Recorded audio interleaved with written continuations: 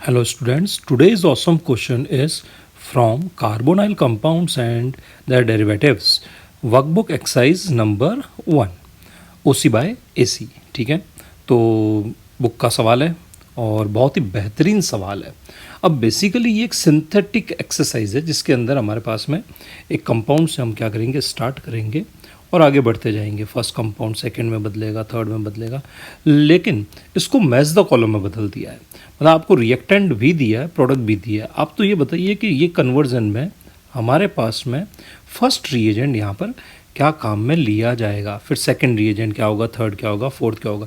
यानी क्वेश्चन भी आपके सामने है, आंसर भी आपके सामने है, आपको तो बस रिएजेंट पहचानना है। तो रिएजेंट की प्रैक्टिस के लिए आई थिंक ये क्वेश्चन बेस्ट क्वेश्चन है। ठीक है, तो अब इस क्वेश्चन को पहले कैसे एनालाइज करें, ठीक है, और फिर हम इसको मैच कैसे करें। तो सबसे पहली चीज़, आपको एक रिएक्टेंट दिख रहा है, तो आप बोलेंगे बिल्कुल दिख रहा है। उस रिएक्टेंट के अंदर एक्टिव मिथाइलिन ग्रुप अवेलेबल है। ठीक है, तो हमारे पास में यहाँ पे एक एक्टिव मिथाइलिन वाला ग्रुप अवेलेबल है, यानी हमें यहाँ से H को निकालना है। ठीक है, H को निकाल के हमें ये वाला ग्रुप 3 कार्बन का ग्रुप हमें जोड़ देना है जिस पे Br जुड़ा हुआ है। ठीक है साहब, 3 कार्बन का ग्रुप जोड़ देना जिस पे Br है। मतलब यहाँ से H हटे तो इस जगह से भी तो कुछ हटना चाहिए। तो इस जगह पे भी अगर मान लीजिए एक हेलोजन हो और अपन HX का क्या कर दें, यहाँ पे एलिमिनेशन कर दें, तो ये काम हो सकता है। तो आपके दिमाग में आएगा H कैसे हटाएं, तो ये एक्टिव H है, इसे हटाने के लिए क्या लगेगा, बेस लगेगा। तो बेस कहाँ से ढूंढा जाए, तो अब हम चलते हैं राइट के अंदर। राइट में ढूंढते हैं जो कि सिर्फ और सिर्फ हमारे पास में बेस हो, ऊपर से स्टार्ट करते हैं। ठीक है, आप चाहो तो ये Li वाला कंपाउंड ये भी ले सकते हो, लेकिन Li वाला कंपाउंड की खास बात होती है वो CO पे भी क्या कर सकता है, आपके इसमें अटैक कर सकते हैं। ठीक है, तो ईल्ड अच्छी नहीं मिलेगी। और कोई बेस ढूंढते हैं, तो अगर हम ऊपर से नीचे की तरफ चलते जाए तो हमें एक बेस मिलेगा। हाँ, बेस मिल गया। ठीक है, और बेस के साथ ही हमें 3 कार्बन का Br वाला कंपाउंड भी मिल गया। तो अब ये क्या करेगा, हम जो इसमें बेस डालेंगे, बेस सबसे पहले इस जगह से क्या रिमूव कर देगा, H रिमूव कर देगा। H रिमूव करके यहाँ पे क्या लाएगा, नेगेटिव चार्ज लाएगा। ठीक है, फिर हमारे पास में Br वाला कंपाउंड है, हाँ है, ये इसके ऊपर क्या कर लेगा, SN2 रिएक्शन कर लेगा। सॉफ्ट न्यूक्लियोफाइल है तो SN2 रिएक्शन कर लेगा, और SN2 रिएक्शन कर लेगा तो एक 3 कार्बन का ग्रुप जुड़ जाएगा जिसपे एक ब्रोमीन रह जाएगा। कह रहा बहुत बढ़िया, ये तो बहुत ही अच्छी चीज़ हो गई। अब नेक्स्ट स्टेप में हमारे पास में अगर ये देखा जाए तो ये रिएक्टेंट है क्या, अगर रिएक्टेंट पे फोकस किया जाए, ठीक है, तो ये जो रिएक्टेंट है ये एक बीटा कीटो एस्टर है। ठीक है, बीटा पे कीटोन है, अगर आप ढंग से देखें, एस्टर की ये अल्फ़ा हो गई और ये बीटा हो गई, बीटा कीटो एस्टर है। हम यहाँ से पूरा COOET ग्रुप हटाना चाहते हैं। क्या ये संभव है, मैं कहूँगा बिल्कुल संभव है। कह रहा कैसे संभव है, तो एक काम कीजिए, पहले इसका हाइड्रोलिसिस कर लीजिए। हाइड्रोलिसिस करोगे तो यहाँ OH आ जाएगा, इधर H आ जाएगा। जो हमारा बीटा कीटो एस्टर है वो बीटा कीटो एसिड में बदल जाएगा, और बीटा कीटो एसिड को हम जब गर्म करते हैं तो वो कौन सी गैस निकाल देते हैं, CO2 गैस क्या कर देते हैं, निकाल देते हैं। तो सेकेंड रिएजेंट में हमें हाइड्रोलिसिस और क्या करना है, हीट करना है। तो ढंग से देखो, हाइड्रोलिसिस और हीट कहीं पे दिखाई दे रहा है क्या, मुझे J ऑप्शन में दिखाई दे रहा है। यानी J ऑप्शन में अगर देखा जाए तो हाइड्रोलिसिस करेंगे और फिर हीट कर देंगे तो हमारे पास में पूरा एस्टर ग्रुप यहाँ से क्या जाएगा, इसमें रिमूव हो जाएगा। कह रहा बहुत बढ़िया, और आगे चलो, और आगे क्या करना है, तो अब हमारे पास में जो CO है वो OH बन जाना चाहिए और ब्रोमीन पे कुछ नहीं होना चाहिए। तो यहाँ पर हमारे पास में हमें रिडक्शन करना है। ठीक है, पर रिडक्शन करना है और हम नहीं चाहते कि ये ब्रोमीन यहाँ से हटे। तो आपने मेरे ख्याल से LAH SBH पढ़ा होगा, तो उसके अंदर आपने सीखा होगा कि जो SBH होता है वो CO को OH में बदल देगा, और 1 डिग्री वाले कंपाउंड से रिएक्शन नहीं करता, 2 डिग्री और 3 डिग्री से रिएक्शन करता है, ध्यान रखना, ब्रोमाइड के साथ में। ठीक है, तो अगर यहाँ पे SBH अगर कहीं मिल जाए तो हमारा काम चल जाएगा। तो ढूंढिए इस पूरी सीरीज़ के अंदर SBH कौन से नंबर पे दे रखा है, तो मैं कहूँगा N ऑप्शन जो अगर आप ढूंढेंगे तो वहाँ पे हमें क्या मिल जाएगा, SBH मिल जाएगा। SBH CO को क्या बना देगा, OH में बदल देगा। अब बड़ी मज़ेदार चीज़ है, हम जो आगे की रिएक्शन करना चाहते हैं उस आगे की रिएक्शन में हम नहीं चाहते कि OH के ऊपर कोई आगे फर्दर रिएक्शन हो, तो हम OH का प्रोटेक्शन करेंगे। OH को प्रोटेक्ट कैसे करते हैं, जब कभी भी OH ग्रुप अवेलेबल होता है हम यहाँ से H को हटाएंगे और उसके ऊपर सिलाइल ग्रुप लगा देंगे। ठीक है, तो ये प्रोसेस जो होता है प्रोटेक्शन ऑफ क्या कहलाता है, OH ग्रुप कहलाता है। तो ढूंढिए OH का H हटाए, मतलब मीडियम थोड़ा सा बेसिक हो, और फिर वहाँ पे सिल्लाइल ग्रुप हमारे पास में क्या हो जाए, ऐड हो जाए। तो ऐसा कहाँ सिल्लाइल और बेस का ऑप्शन दे रखा है, मैं कहूँगा सी ऑप्शन। देखिए सी ऑप्शन में हमारे पास में जो ET3N है वो यहाँ से H को हटाएगा और सिल्लाइल ट्राईथाइल सिल्लाइल ग्रुप जो है वो यहाँ पे जाके जुड़ जाएगा। तो हमने OH को बेसिकली क्या कर दिया, प्रोटेक्ट कर दिया। ठीक है, अब हम नेक्स्ट स्टेप के अंदर विटिक रिएक्शन करना चाहते हैं, तो हमें फॉस्फोरस का इलाइड बनाना पड़ेगा। तो हमें चाहिए PPS3 ग्रुप चाहिए एज ए न्यूक्लियोफाइल। वो PPS3 यहाँ पे न्यूक्लियोफिलिक सब्स्टिट्यूशन करेगा और हमारा ब्रोमीन निकल जाएगा। तो ढूंढिए PPS3 कहाँ दे रखा है, तो PPS3 हमारे पास में H ऑप्शन में दे रखा है। तो इस जगह पे अब हमारे पास में कौन सा ऑप्शन आ जाएगा, H ऑप्शन आ जाएगा। ठीक है, तो जब H ऑप्शन आ जाएगा और PPSC आ जाएगा, अब क्योंकि मुझे इलाइड बनाना है, इलाइड बनाने के लिए मुझे बेस चाहिएगा जो यहाँ से H को रिमूव करे, और ये काम RLI करता है, बहुत ही तगड़ा बेस।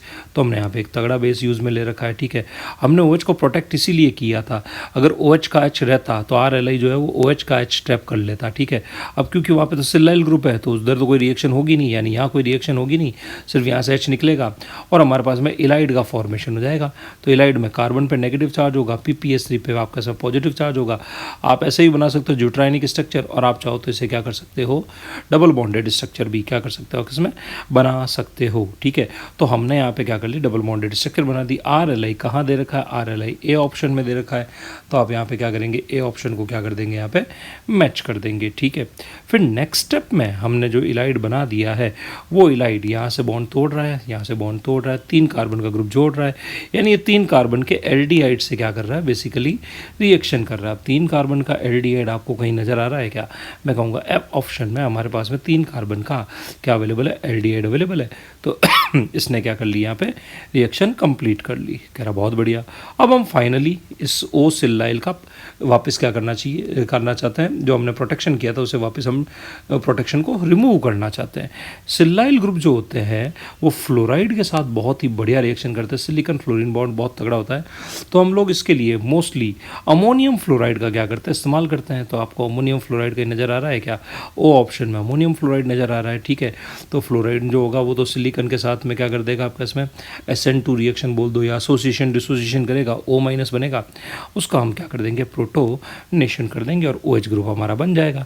OH को CO में बदलना है तो PCC, PDC, copper 300 degree centigrade, इस तरह के रिएजेंट काम आते हैं। क्या आपको कहीं पे PDC नज़र आ रहा है, मैं कहूँगा बिल्कुल G ऑप्शन में आपको PDC नज़र आ रहा है, जो कि हमारे पास में OH को क्या कर लेगा, CO में क्या कर लेगा, इसमें बदल देगा। तो हमारे पास में OH होगा वो किस में बदल जाएगा, इसमें CO में बदल जाएगा। ठीक है, PDC हमने काम में लिया, CO भी है, अब हमारे पास में डबल बॉन्ड भी है। डबल बॉन्ड पे 2 OH लगाना है, स्टीरियो केमिस्ट्री फिक्स नहीं है यहाँ पे, तो आप OSO4 ले लीजिए, 1% KMnO4 ले लीजिए। ठीक है, तो आप किसी भी तरह का कोई भी क्या कर सकते हैं, इसमें रिएजेंट ले सकते हैं। ठीक है, स्टीरियो केमिस्ट्री फिक्स होती है तो सिन एडिशन करना है या एंटी एडिशन करना है, उसके बेसिस पर हमें रिएजेंट मेंशन करने होते हैं। स्टीरियो केमिस्ट्री कुछ फिक्स है नहीं, तो हमने क्या कर दिया यहाँ पे, जो आपके इसमें 1% अल्कलाइन कोल्ड KMnO4 जो आपके इसमें दे रखा है P ऑप्शन में, उसका हमने क्या कर लिया, इस्तेमाल कर लिया। स्टीरियो केमिस्ट्री वैज और डैश अगर दे रखा होता तो फिक्स होती। ठीक है, अब मॉलिक्यूल के अंदर ही कार्बोनाइल ग्रुप है और मॉलिक्यूल के अंदर ही डायोल है। फिर नेक्स्ट स्टेप में हमने इसमें H+ डाला। तो बेसिकली क्या होता है, जब कभी भी हम CO वाले कंपाउंड के ऊपर डायोल का अटैक कराते हैं तो इसको हम लोग कैपिंग भी बोलते हैं, टोपी लगना भी बोलते हैं, या हमारे पास में किसका फॉर्मेशन बोलते हैं, एसिटाइल या कीटेल का क्या बोलते हैं, आपका फॉर्मेशन बोलते हैं, एसिटाइल और कीटेल का फॉर्मेशन बोलते हैं। तो यहाँ पर बेसिकली इंट्रामोलिकुलर हमारे पास में क्या हो जाएगा, किसका फॉर्मेशन हो जाएगा, आपके इसमें कीटेल का फॉर्मेशन हो जाएगा। अगर आप काउंटिंग करोगे तो 1 2 3 4 5 6, सबसे पहले एक 6 की रिंग बनेगी, 6 की रिंग चेयर होती है। तो हमने बेसिकली क्या कर दिया, एक चेयर बना दिया, OH ने यहाँ पे क्या कर दिया, अटैक कर दिया। ठीक है, अब हमारे पास में जो 2 कार्बन का टुकड़ा और है वो क्या करेगा, तो वो 2 कार्बन का टुकड़े के ऊपर हमारे पास में एक OH और है, तो वो भी क्या कर लेगा, इस जगह पे क्या कर देगा, अटैक करके और क्या कर देगा, इसमें रिंग बना देगा। ठीक है, रिंग बना दी, जिस जगह CO था वहाँ पे Me ग्रुप अवेलेबल है और यहाँ पे ET ग्रुप अवेलेबल है। तो इस तरह से हमारे पास में ओवरऑल ये दोनों OH इंट्रामोलिकुलर अटैक करके यहाँ से CO को क्या कर देंगे, रिमूव कर देंगे, और हमारे पास में साइक्लिक हमारे पास में कीटेल का क्या हो जाएगा, इसमें फॉर्मेशन हो जाएगा। तो अगर आप इस क्वेश्चन को देखें तो एक बेहतरीन सवाल जिसके अंदर हमारे पास में पूरा कन्वर्जन आपने काम में लिया, और उस कन्वर्जन के अंदर सबसे बढ़िया, मैं इसको थोड़ा रफ कर देता हूँ, ठीक है, सारे ग्रुप हटा देता हूँ। अगर आप ढंग से देखें, हमने एक एक स्टेप को बहुत डिटेल के अंदर क्या किया इसमें समझा, ठीक है। तो हमारे पास में ये एक सिंथेसिस का एक अच्छा क्वेश्चन है। अच्छा क्वेश्चन क्यों हो जाता है कि इस क्वेश्चन के अंदर हमने क्या कर दिया कि भाई रिएक्टेंट भी तुम्हारे पास में, प्रोडक्ट भी तुम्हारे पास में, आप सिर्फ और सिर्फ रिएजेंट पे फोकस कीजिए। ऐसा कौन सा रिएजेंट है जो कीमो सेलेक्टिविटी दिखाते हुए दो फंक्शनल ग्रुप में से एक पर्टिकुलर फंक्शनल ग्रुप के ऊपर क्या करे, पर्टिकुलर क्या करे, रिएक्शन करे। बस वो रिएजेंट आप क्या कीजिए, सेलेक्ट कीजिए। जब आप इस तरह के क्वेश्चन आप करेंगे तो क्या हो जाएगा आपके पास में, आपकी रिएजेंट की बहुत अच्छी प्रैक्टिस हो जाएगी और ओलंपियाड एज वेल एज जे एडवांस में आने वाले हर सवाल को आप फोड़ने के लिए क्या हो जाएंगे, तैयार हो जाएंगे। That's okay. आज के लिए इतना काफी।